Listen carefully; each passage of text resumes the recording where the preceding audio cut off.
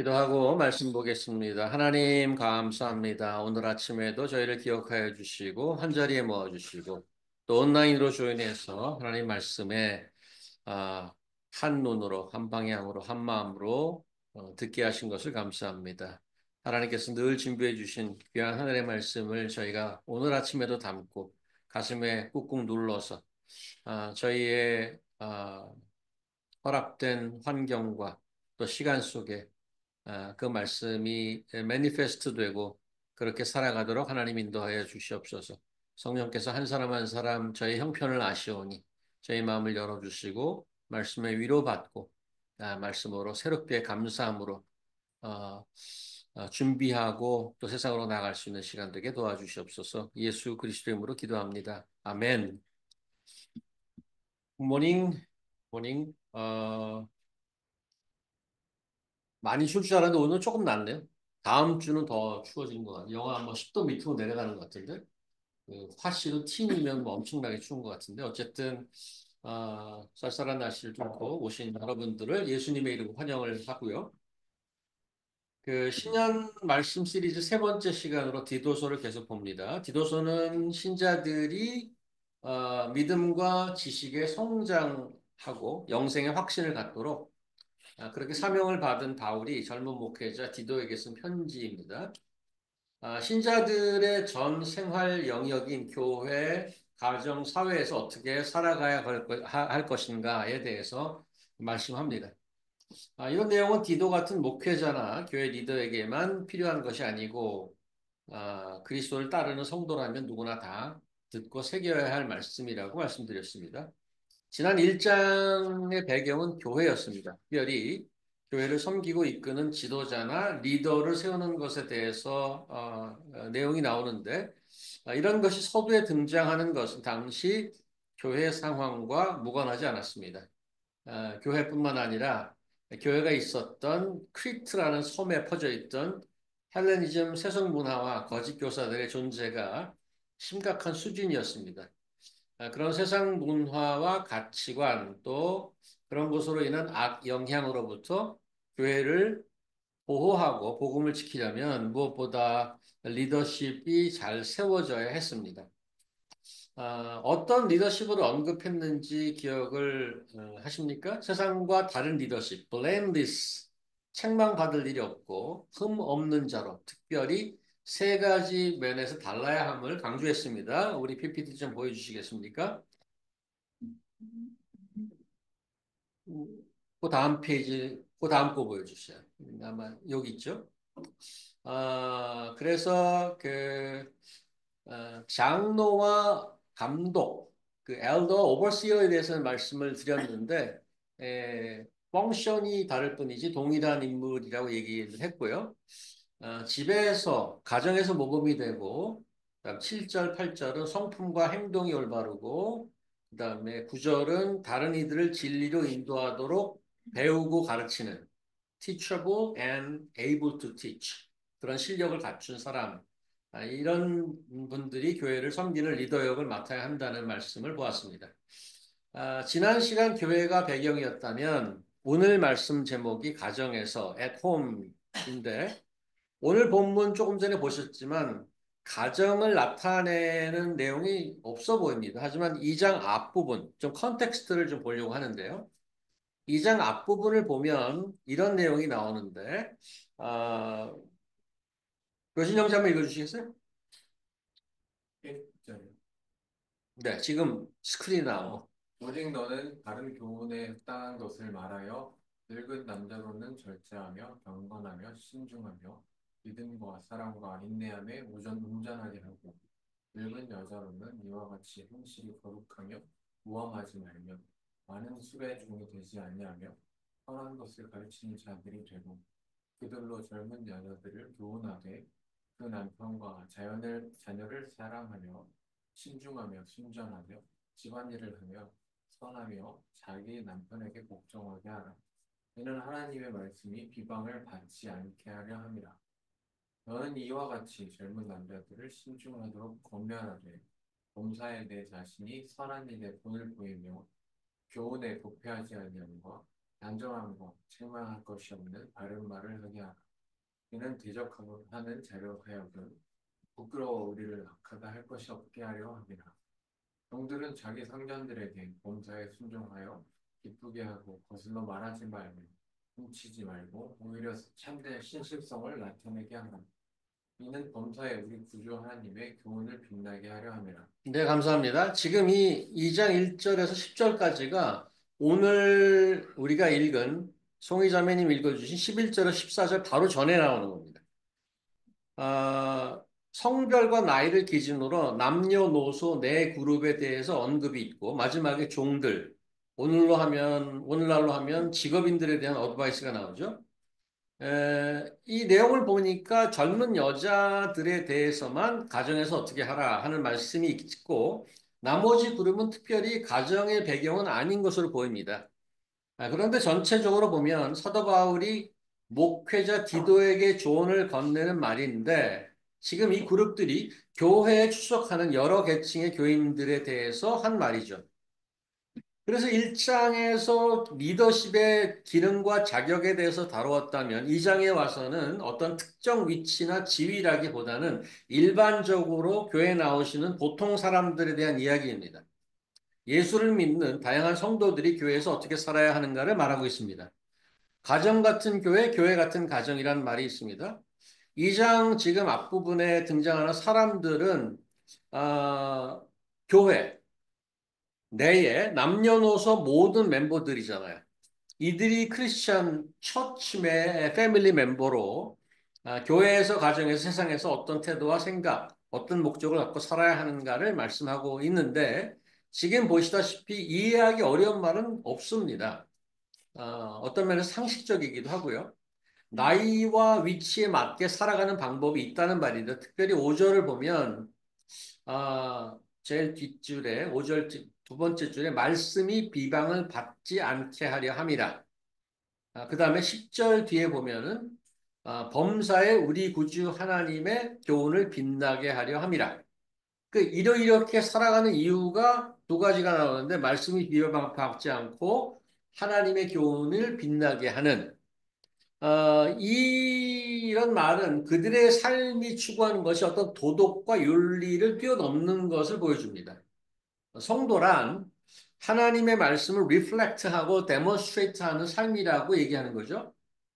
자, 그런데 오늘 본문을 처치 패밀리가 등장하는 2장 지금 이거 1절에 10절을 본문으로 하지 않고 11에서 14절을 본문으로 택했는데 그 이유를 좀 설명을 드리도록 하겠습니다.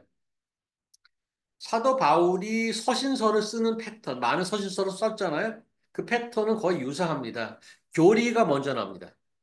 교리가 먼저 나오고, 그러니까 신학이나 교리가 먼저 나오고, 그리고 뒷부분에 가면 그 교리에 맞는 실질적 삶의 그 적용이 나옵니다. 어떻게 살아라가 나옵니다. 신학에서 생활로 넘어갈 때 쓰는 표현이 그러므로입니다. 하나님께서 이렇게 말씀하셨고 이렇게 했는데 그러므로 넌 이렇게 살아라. 이렇게 패턴이에요. 어, 디도서 2장 지금 보고 있는 디도서 2장 순서가 거꾸로 되어 있습니다. 노인은 이렇게 살고 젊은 사람은 이렇게 살고 종들이 이렇게 살아라. 그렇게 하고 11절이 나오는데 다음 페이지 보여주시겠어요? 어, 그렇게 살아야 된 이유가 나오는데 이것은 구원을 주신 하나님 은혜가 모든 사람에 나타났기 때문입니다 하고 이유가 나와요. 신학이 먼저 나오고 삶이 나오면 그러므로로 나오는데 삶이 먼저 나오고 뒤에 신학이 나오면 왜냐하면으로 시작한다. 왜냐하면. 그래서 오늘 같이 보고 싶은 거는 우리가 패밀리로, 처치 패밀리로 혹은 가정에서 이렇게 살아야 되는데 왜 그렇게 살아야 되는지 이유를 좀 보려고 합니다. 그래서 그 부분을 좀 같이 보도록 하는데 신학과 삶, 즉 말씀과 삶은 서로 뗄 수 없는 관계죠. 신학이 없는 삶은 신학이 없이 삶을 요구하는 것은 윤리와 도덕입니다. 반대로 삶으로 보여줄 수 없는 신학은 공허한 외침에 불과합니다. 그래서 신앙이란 믿음이란 말씀이 삶으로 나타나도록 부단히 고민하고 애써야 하는 거죠. 요한 사도의 말씀을 기억하십니까? 예수님께서 이 땅에 처음에 오실 때 예수님이 이렇게 소개하잖아요. 말씀이 육신이 되어 우리 안에 거하셨다. 어, 이게 비주얼라이즈 되고 삶으로 나타났다는 거예요. 이처럼 어떻게 살아가야 하는가는 매우 중요한데, 왜 그렇게 살아가는가를 아는 것은 더 중요합니다. 오늘 그 부분을 보려고 합니다. 그래서 그 2장 처음 10절 동안에 이렇게 저렇게 살아라고 말하고 11절에 왜냐하면 이렇게 시작하죠. 영어로 보니까 for라고 시작합니다. for. 그렇게 살아야 될 삶의 근거와 이유로 두 가지를 제시하고 있습니다. 다음 페이지 한번 보여주시겠습니까? 그 이유가 뭘까요? 두 가지 보시면 두 가지의 나타남, 영어로 보니까 appearance가 나옵니다. 첫 번째는 11절에 하나님의 은혜가 나타났다. 그 다음에 13절에는 뭐가 나타났습니까? 13절에는 예수 그리스도께서 영광스럽게 나타나신다. 아, 11절 하나님의 은혜가 나타났다는 건 예수님의 초림을 얘기합니다. 2000년 전에 오신 초림을 얘기하고 그래서 현재 완료로 돼 있어요. has appeared. 그 다음에 그 ing형으로 나와 있죠. 13절에 glorious appearing은 두 번째 재림을 의미합니다. 이 두 가지 나타남의 공통점이 구원인데요. 11절 보시면 이것은 구원을 주시는 하나님의 은혜 이렇게 해서 구원이 나오고요. 어, 13절에 영광스럽게 나타나실 그 복된 희망의 날을 기다리게 하셨다 그러고 그리스도께서 우리를 위해 자신을 주신 것은 모든 악에서 우리를 구원하고 이렇게 해서 구원이 공통적으로 등장하고 있습니다. 예수께서 인간 역사 속에 첫 번째로 오신 사건, 낮은 몸으로, 낮고 천한 몸으로 태어나서 놀라운 말씀으로 사람들을 가르치고 시기니 여기는 마음으로 병든 자를 고치시고 결국 인류의 모든 죄를 씻는 십자가 죽음에 이르기까지 하나님의 은혜와 사랑을 이 땅에 보여주셨습니다. 이 은혜는 무슨 신학적 개념이 아니고 모든 사람에게 구원을 베푸신 놀라운 은혜라고 11절을 말하고 있어요. 그런데 이 은혜가 그냥 나타나서 구원만 베푼 게 아니죠. 은혜가 계속해서 하는 일이 있어요. 하는 일이 있는데 여기 그 개역 개정에는 우리를 양육하사 이렇게 돼 있고요.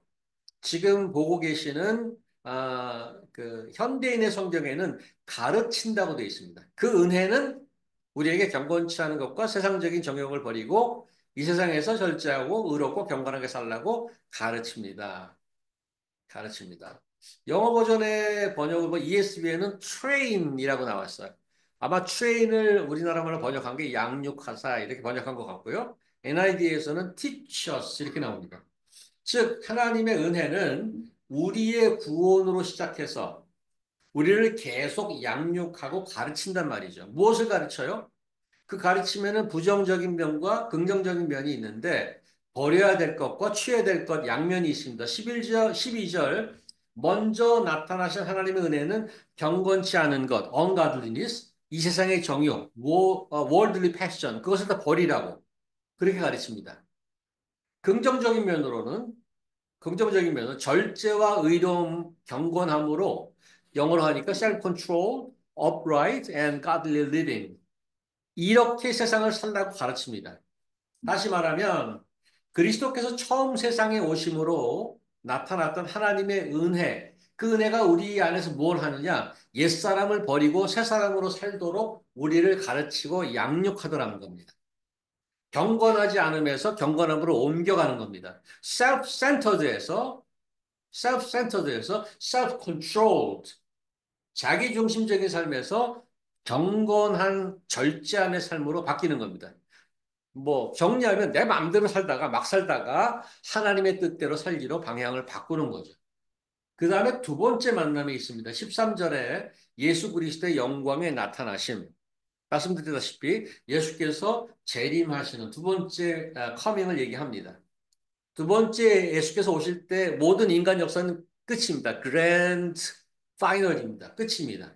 그리고 인류 구원이 완성이 될 텐데 예수께서 처음 세상에 오실 때는 그분이 오시는 거를 목자 몇 명밖에 몰랐어요. 다 몰랐어요. 헤로도 왕도 모르고 누가 그냥 오셨어요. 아주 그냥 천한 몸으로. 그런데 그분이 다시 오실 때는 온 인류가 다 볼 수 있는 영광스러운 장면이 될 텐데 처음 나타나신 예수님의 은혜가 우리가 어떻게 살아야 하는가의 근거며 이유라면 두 번째 나타남, 두 번째 나타남, 영광스러운 나타남 그것 또한 우리가 현재를 어떻게 살아갈 것인가에 대한 이유가 됩니다.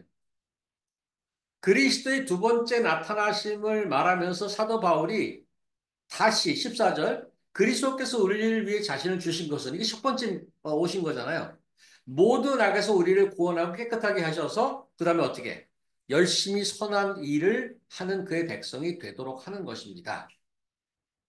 그래서 그 13절에 우리가 그 날을 기다리면서 다시 첫 번째 예수님의 초임을 기억하면서 두 번째 걸 기다리면서 지금 선한 일을 하도록 한다고 이렇게 말씀하고 있어요. 미래의 영광을 기다리며 과거 자신을 내주신 예수님을 생각하는 겁니다. 그러면 현재 내가 할 일이 보인다는 거죠. 그 일이 뭐냐? 깨끗하게 되어서 선한 일을 열심히 하는 하나님의 백성이 되는 것. 자, 그래서 오늘 이 짧은 본문에 성경의 역사관이 들어 있습니다. 성경이 인류 역사를 바라보는 커다란 두 가지 시간축이 있는데 첫 번째 그리스도의 초림과 그 다음에 그리스도의 재림입니다. 우리는 그 사이 어딘가 있습니다, 지금. 이 초림에 가까울 수도 있고 이 재림을 하나님께서는 아시겠죠. 이게 2026년이 될 수도 있고 22,000년이 될 수도 있어요. 또 모르는 거죠. 우리가 지금 어디쯤 중간에 어디 있는 거예요? 오늘 본문의 중요한 포인트, 이거 기억하셔야 됩니다. 오늘 본문의 중요한 포인트는 우리의 현 위치에서 그 양쪽을 다 바라봐라는 얘기예요. 그 두 축을 다 바라보는 겁니다. 이 세상에서 우리의 삶은 그 두 축 사이에 어떤 시간적 긴장 사이에 있습니다. it's kind of tension. 과거와 미래의 그 appearances. 예수님의 첫 번째 어피어런스와 두 번째 어피어런스 그 사이에 있는데 그 사이에 있고 그거를 바라보면 현재 사는 법을 배울 수 있다는 거예요. 기독교라는 게 무슨 아주 오래된 과거나 불확실한 미래에 집착하는 무슨 좀 비현실적인 판타지가 아닌가? 과거 2000년 전에 예수라는 자가 매달렸던 십자가, 오케이. 그거나 무슨 죽으면 천국 간다는 황당하게 들릴 수도 있는 그런 이야기는 세간에 떠도는 무슨 사기 종교의 가르침은 아닌가? 이런 의문이 뭐 세상 사람들은 I don't care. 전혀 케어하지 못하는데 성경을 좀 본다는 사람은 문득문득 그런 의심에 빠질 수도 있습니다. 하지만 이런 질문에 대한 이런 회의적인 생각에 대한 초기 선교사 바울의 답변은 아주 분명하고 명료하고 직선적입니다. 정리하면 이렇습니다. 오늘 본문을 그리스도께서 오심으로 하나님의 은혜가 나타났고 그리스도께서 다시 오실 때에 영광이 나타날 것인데 현재 가장 의미 있게 살아가는 방법은 그리스도의 두 가지 오심을 동시에 바라보는 것입니다. 과거의 십자가 사건을 돌아봄으로 은혜가 나타났음을 기억하고 그리스도께서 다시 오실 것을 바라봄으로 그의 영광의 나타남을 기대하는 거죠. 대한민국 남자들은 다 군대 갔다 오죠. 교신형제 언제 근무하셨나요? 0709, 0709. 0709. 어디서 근무하셨어요? 논산에서? 와, 헌병하셨다고 그랬나? 아닌가? 조교. 조교 무서운데. 논산. 아, 군대, 한국 남자들 모이면 군대 얘기 합니다. 여자는 지겨워하죠. 아우, 저 군대 얘기 또 한다. 응. 경민자는 고개 껐덕거리는데. 나도 지겨운 얘기 많이 들었어. 나오기만 하면 내가 말이야, 군대 있을 때 말이야. 군대 얘기 많이 하는데, 군대의 두 가지 시간축은 입대와 제대죠. 나라에서 영장 받고 어떤 마음으로 입대했는가? 초년병 시절에 어떻게 생활했나? 지금 우리 교진 형제가 눈을 이렇게 설 감으면서 논사를 기억하고 있습니다. 그때 나는 어떻게 살았나? 그리고 일병에서 상병으로 가고, 이제 상병쯤 되면, 이제 제대해서 내가 뭘 해야 될까?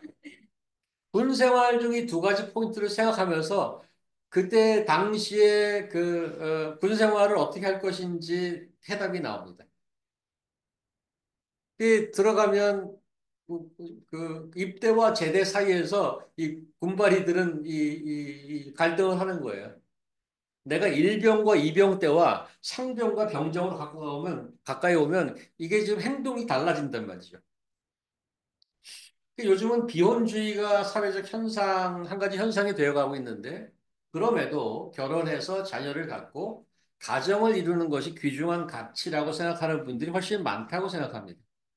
혼자 살다가 인생을 함께할 동반자를 만나서 이제는 더 이상 싱글이 아니고 한 사람과 영원한 약속을 하고 뭐 이제 인게이지, 약혼까지 한다면 과거와는 어떻게 다르게 살아야 하나 생각을 안 해도 과거 내가 완전 싱글로 살았을 때랑 삶이 바뀝니다. 영향이 있습니다. 그런데 그 두 사람의 관계가 무르익어 가고 신뢰가 쌓이면 결혼을 약속하게 되고 결혼 날짜를 잡습니다.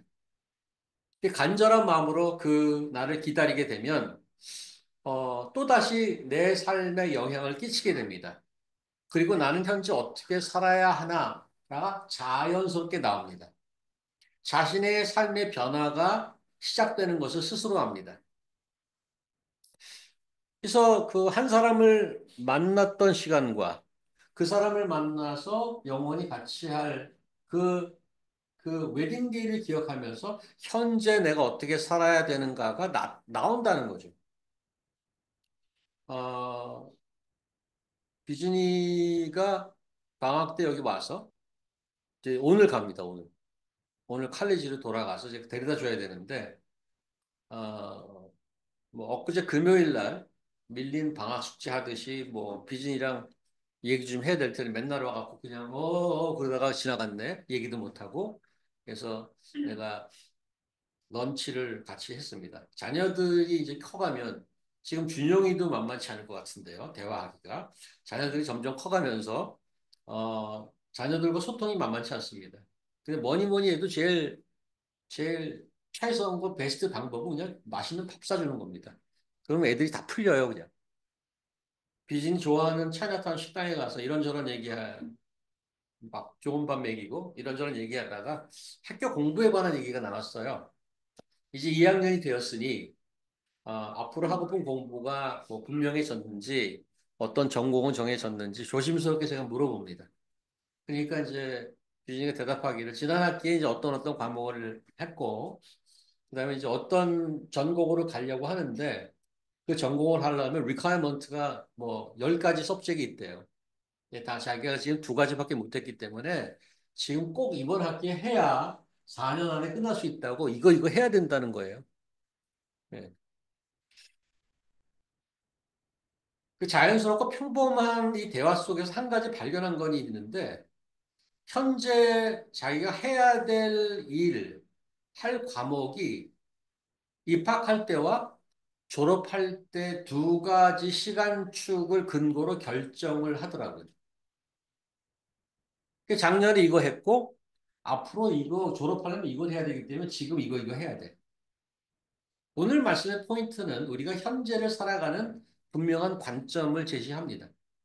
그리스도의 첫 번째 오심과 다시 오심의 관점으로 살아가는 거죠. 그것이 삶의 지혜입니다.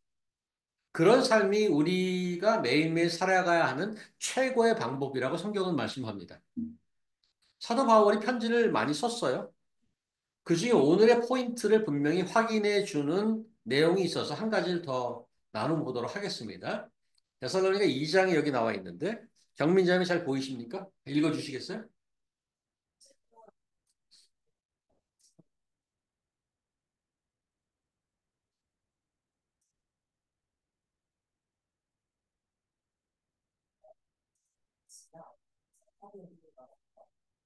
우리의 슬픔이나 기쁨이나 자랑의 열림은 무엇이냐? 그가 강림하실 때 우리 주 예수 앞에 너희가 하느냐? 너희는 우리의 영광이요 기쁨이니. 사도 바울의 사는 매일은 그리스도의 강림하심, 다시 오심을 기다리는 삶이었습니다. 십자가 은혜의 돌다리를 딛고 그의 다시 오심을 기다리는 삶이었습니다. 먼 산만 바라보고 있었나요? 아니요. 부지런히 많은 사람들을 예수님의 첫 번째 오심과 두 번째 오심의 사이에서 사도 바울이 했던 거는 부지런히 많은 사람을 만나고 다녔어요.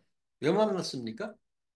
그들이 하나님 나라에 합당한 자로 자라갈 수 있도록 권면하고 위로하고 때로는 꾸짖기도 하느라고 사방 열심히 다녔습니다. 자신의 모든 시간과 에너지를 사람들을 위해 썼습니다. 그 바울의 삶의 소망이 뭘까요? 무엇을 위해 사나요? 그가 격려하고 위로하고 야단도 치고 양육했던 그 사람들. 바울의 고백은 이것입니다. 바로 너희가 나의 영광이고 기쁨이고 자랑 아니냐?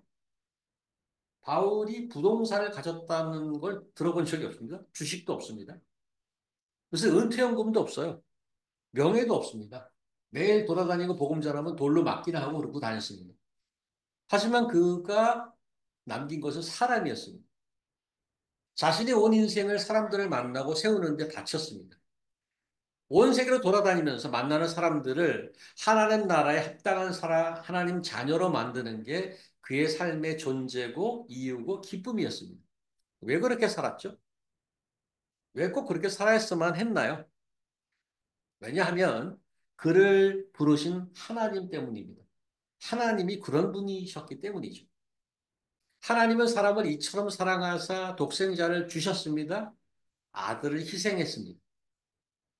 이 아들이 다시 세상에 오셔서 나타나는 날, 그의 십자가를 통해 구원받은 모든 자들을 아버지 자리로 모으실 겁니다.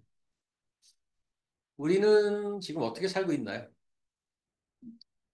혹시 한번 생각해 보시겠어요? 나는 살면서 무슨 바라보는 시간 타임 마커가 있나? 과거의 어떤 한 시간, 앞으로 미래의 어떤 시간을 바라보는 게 있나?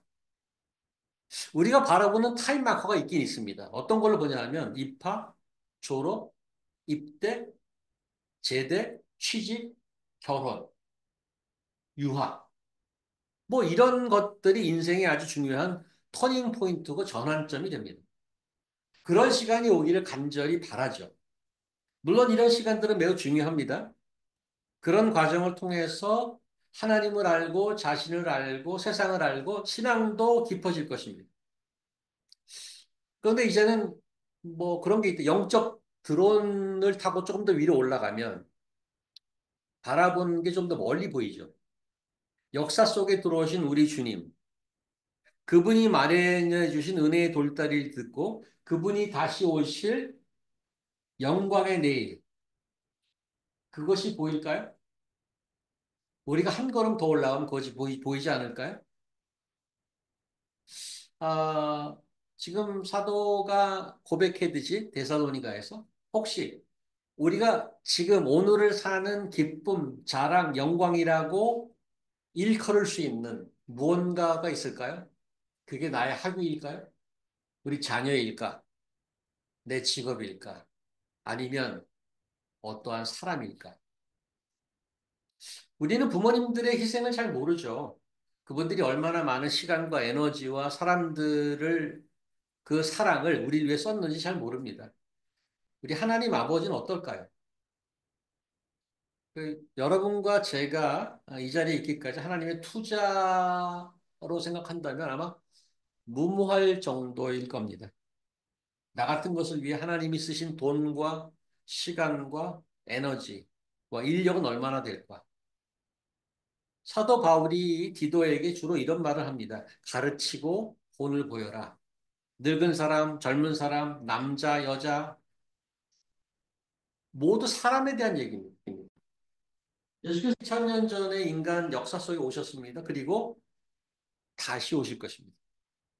그분의 처음 나타나심과 다시 오실 사이를 살면서 여러분은 무엇을 보십니까? 예수께서 다시 오실 때에 우리가 그 앞에서 나의 영광, 나의 자랑, 나의 기쁨이고 나의 모두다라고 할 만한 사람이 누가 있을까요? 우리가 인생 살면서 한 영혼, 한 사람을 손잡아 일으켜 줄 수 있다면, 그럴 수 있다면 우리가 하나님에게 하나님이 우리를 보실 때 네가 나의 자랑이고 영광이고 기쁨이겠다. 기쁨이야. 라고 말하지 않을까요? 저는 여러분과 제가 언제일지 모르는 예수 그리스도의 다시 오심을 간절히 마음속 깊이 기다리면서 어, 우리 삶 속에서 나의 자랑, 기쁨, 영광이 되는 무엇인가를 만들어내는 그런 여러분 되기를 바라고 오늘 여유가 되고 시간이 되고 된다면 지금 스크린에 나와 있는 또 온라인으로 조인하신 분들도 현재를 만들어준 과거의 사건이 있다면 무엇일까? 나의 현재를 만들어가는 미래의 사건이 있다면 무엇일까? 한번 생각해 보실 수 있겠습니까? 그것이 뭘까? 그리고 내 인생에서 가장 큰 자랑, 영광, 기쁨이라고 내가 말할 수 있는, 이건 내 자랑이야. 이건 내 영광이야. 이건 내 기쁨이야. 그런 것이 있을지 한번 생각해 보실까요? 그게 어떤 성취일 수 있고, 어떤 물건일 수도 있고, 어떤 관계일 수도 있고, 혹은 사도의 고백처럼 어떤 사람일 수도 있겠죠. 그렇게 우리 하는 오늘 들은 말씀을 계속 이어져 갈 수 있기를 바랍니다. 기도하겠습니다. 하나님 감사합니다. 저희를 위해서 독생자를 보내주셨고 이제 다시 오실 그리스도 그 중간 어디엔가 우리가 살고 있습니다. 하나님의 은혜를 기억하며 하나님의 영광스러운 아들의 다시 오심을 기다리며 현재를 온전하게 살아낼 수 있도록 하나님 인도하여 주시옵소서. 무엇을 위해서 어떻게 왜 살아갈까를 알고 살아갈 수 있도록 하나님 인도하여 주시옵소서. 그래서 하나님께서 저희를 부르시는 날 나의 영광이요 기쁨이요 자랑이다 라고 하나님 앞에 내놓을 수 있는 무엇인가를 그런 열매를 맺는 인생 되게 도와주시옵소서. 예수님 이름으로 기도합니다. 아멘.